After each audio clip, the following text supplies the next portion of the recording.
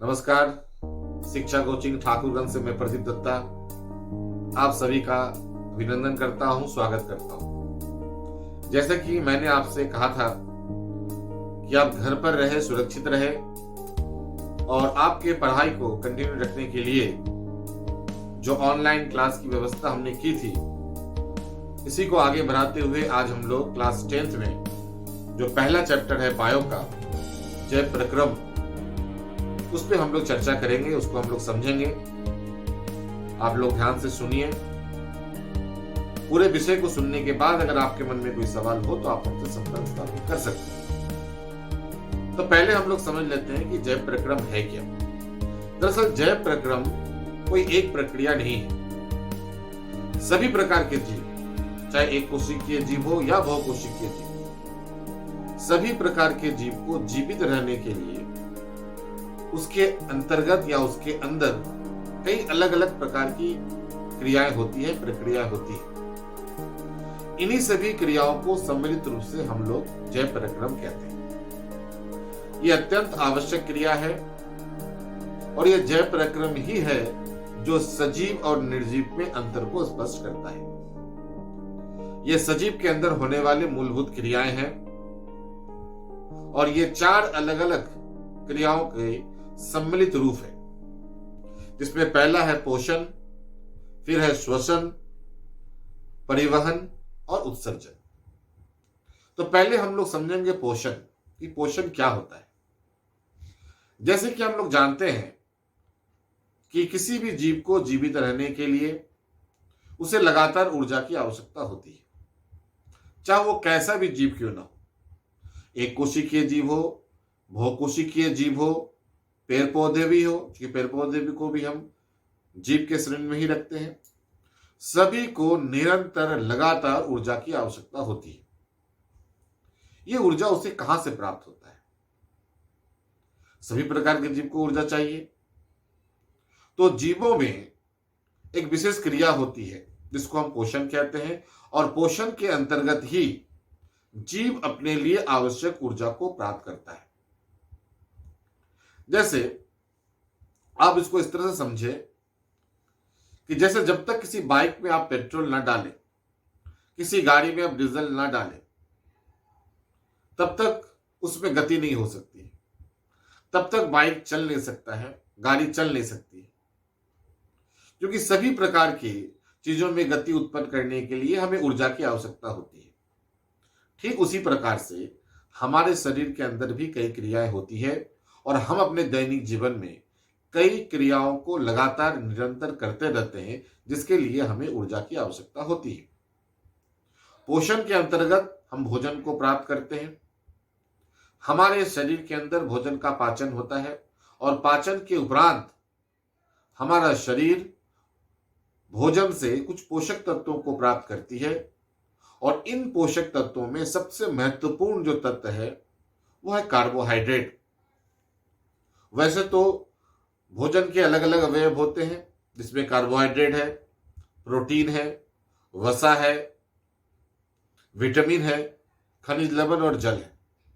लेकिन इन सभी में से सबसे जो आवश्यक होता है वो होता है कार्बोहाइड्रेट।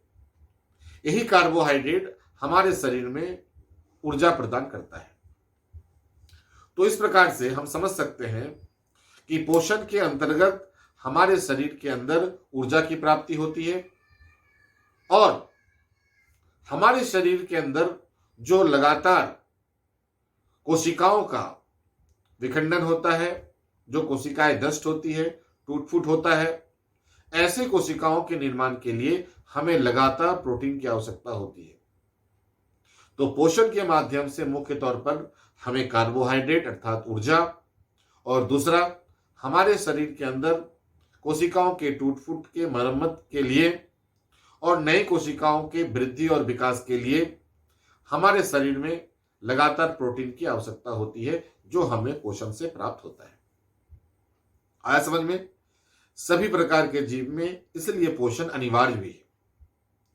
अब हम लोग पोषण का वर्गीकरण करें तो पोषण मुख्यतः 2 प्रकार के होते हैं। एक को हम स्वपोषण कहते हैं, दूसरे को हम लोग परपोषण कहते हैं। तो आज के इस वीडियो में हम स्वपोषण पे चर्चा करेंगे। किसी दूसरे वीडियो में हम लोग परपोषण पे विस्तार से चर्चा करेंगे। तो पहले समझ लेते हैं कि स्वपोषण है क्या। तो स्वपोषण मुख्य तौर पर हरे पेड़ पौधे में, ऐसे पेड़ पौधे जिसकी पत्तियां हरी होती है, ऐसे पेड़ पौधे में ही स्वपोषण की क्रिया होती है। तो स्वपोषण में क्या होता है? तो स्वपोषण में पेड़ पौधे अपने लिए वो खुद भोजन का निर्माण करते हैं और इस क्रिया को हम लोग कहते हैं प्रकाश संश्लेषण। तो प्रकाश संश्लेषण की क्रिया में क्या होती है? तो प्रकाश संश्लेषण की क्रिया में हरे पेड़ पौधे अजैविक अणुओं से जैविक अणु का निर्माण करते हैं, जिसे हम कार्बोहाइड्रेट कहते हैं, जिसे हम ग्लूकोज कहते हैं। तो पौधे में यह क्रिया कैसे होती है? तो पौधे में प्रकाश संश्लेषण के लिए मुख्य तौर पर 4 चीजों की आवश्यकता होती है। इसमें से पहला है कार्बन डाइऑक्साइड, जल, सूरज का प्रकाश और क्लोरोफिल। तो हम लोग बारी बारी से समझते हैं। कार्बन डाइऑक्साइड जो हरे पेड़ पौधे वातावरण से प्राप्त करते हैं, पत्तियों के अंदर पाए जाने वाले रंध्र के माध्यम से हरे पेड़ पौधे वातावरण से कार्बन डाइऑक्साइड का अवशोषण करते हैं। दूसरा है जल तथा खनिज लवण। जल तथा खनिज लवण की प्राप्ति पेड़ पौधे अपने जड़ के माध्यम से मिट्टी से अवशोषित करते हैं और इस जल में घुले हुए विभिन्न प्रकार के जो खनिज लवण है, इसकी प्राप्ति भी पेड़ पौधे जड़ के माध्यम से कर लेते हैं। क्योंकि जल में ही विभिन्न प्रकार के जो मिनरल्स है, जिसको हम लोग विभिन्न प्रकार के तत्व है, वो घुले हुए होते हैं। उसमें पेड़ पौधे जल के माध्यम से इसकी प्राप्ति करते हैं। अब रह गई बात प्रकाश, सूरज का प्रकाश। ये प्राकृतिक तौर पे सूरज के प्रकाश पौधों को प्राप्त होता है। और लास्ट में है क्लोरोफिल। ये बड़ा ही महत्वपूर्ण है। क्लोरोफिल एक ऐसा लवक है जिसको हम हरित लवक भी कहते हैं। ये पौधे में ही पाए जाते हैं। और आप इसको याद रखें, केवल मात्र हरे पेड़ पौधे में ही क्लोरोफिल पाए जाते हैं।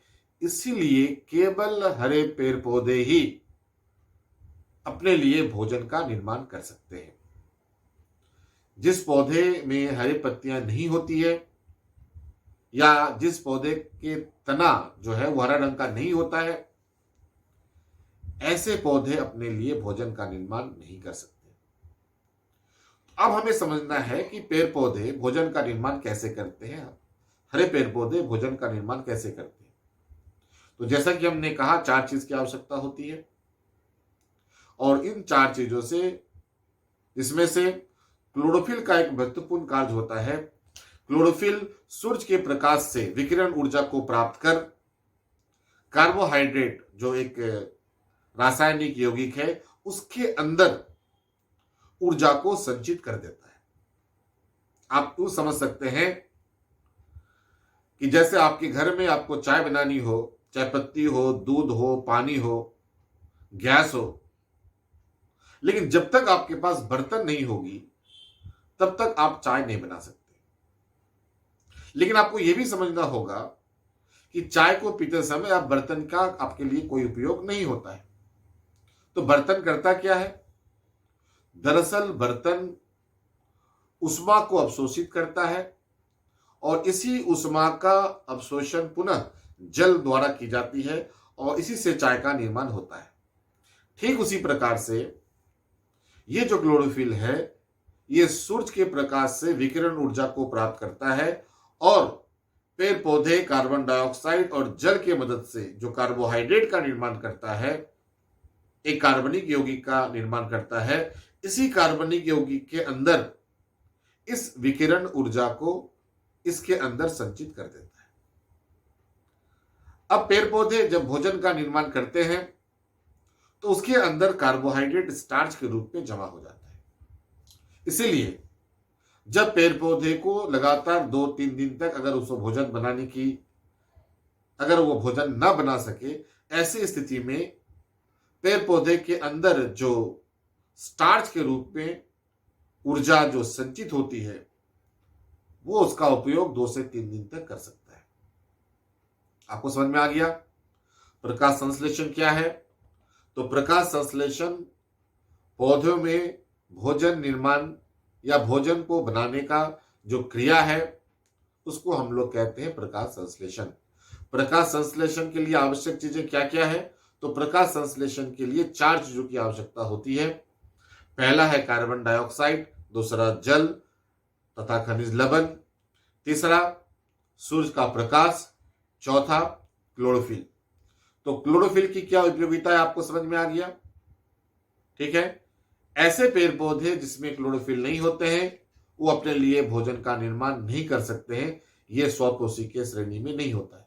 और ऐसे जीव जिसके अंदर ये क्रियाएं होती है, इसी को हम लोग कहते हैं स्वपोषण। तो स्वपोषण और स्वपोषी में अंतर समझ में आ गया? जिसके अंदर ये क्रियाएं होती है, या इस क्रिया को हम लोग कहते हैं स्वपोषण। ठीक है। और जिस जीव में इस प्रकार की क्रिया होती है, इसको हम लोग कहते हैं स्वपोषी।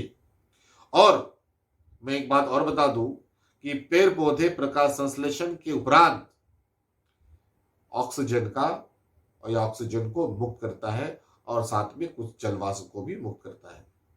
इसीलिए पेड़ पौधे हमारे लिए इतने आवश्यक है।